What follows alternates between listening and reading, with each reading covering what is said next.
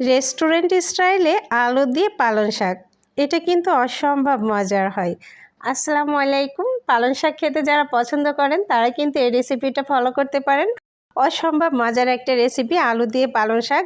এটা সাদা ভাত, রুটি বা পরোটার সাথে কিন্তু অসম্ভব ভালো লাগে খাইতে। আর এই রেসিপিটা করার জন্য আমি প্রথমত এই যে প্যানে তেল নিয়ে নিচ্ছি।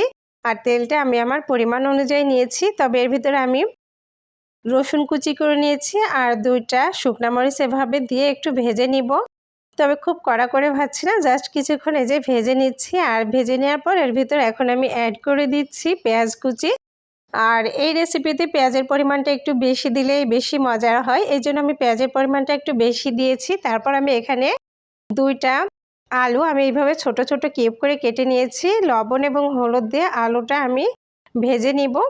তবে আলুটা আপনি চাইলে কিন্তু আলাদাও ভেজে নিতে পারেন, কিন্তু এভাবে শর্টকাট করার জন্য আমি সমস্ত মশলার সাথে একটু এভাবে ভেজে নিচ্ছি।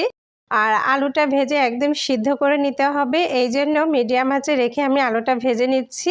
আর এর ভিতরে আমি অ্যাড করে দিচ্ছি কাঁচামরিচ কুচি। কাঁচামরিচগুলো আমি গোল গোল করে কুচি করে কেটে নিয়েছি যেন দেখতে সুন্দর লাগে। তারপর আমি আলুগুলো একটা ঢাকনা দিয়ে ঢেকে দিব। আর ঢাকনা দিয়ে ঢেকে আমি আলুটা কিছুক্ষণ রান্না করে নিচ্ছি। তবে ঢাকনা দিয়ে ঢেকে নিলে কিন্তু দ্রুত সিদ্ধ হয়ে যাবে, সময়ও বেঁচে যাবে, এই জন্য আমি এভাবে ঢাকনা দিয়ে ঢেকে আলুগুলো একটু সিদ্ধ করে নিলাম। আর এই যে দেখুন আলুগুলো কিন্তু সিদ্ধ হয়ে আসছে। তারপরও আমি আরও কিছুক্ষণ এভাবে ভেজে নিচ্ছি। আলুগুলো কিন্তু পুরোপুরি ভাজা হয়ে গেছে, এই যে দেখুন পেঁয়াজগুলো কিন্তু একদম সুন্দর একটা কালার এসে গেছে। তারপর আমি এখন এর ভিতরে অ্যাড করে দিচ্ছি আগের থেকে এই যে ধুয়ে কেটে রাখা সেই পালং শাকগুলো কিন্তু আমি কুচি কুচি করে কেটে নিয়েছি। এটা শীতকালীন সবজি হলেও কিন্তু এখন 12 মাসই পালং শাক পাওয়া যায়। তো সেই পালং শাক দিয়ে আমি আজ এই মজার রেসিপিটা বানিয়ে নিচ্ছি।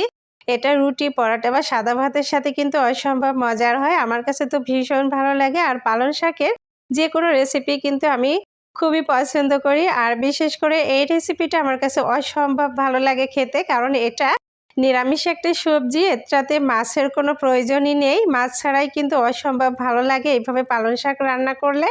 আর পালং শাকের ভিতরে আমি কিছুটা লবণ অ্যাড করে দিচ্ছি। লবণ অ্যাড করে আমি এভাবে নেড়েচেড়ে দিব।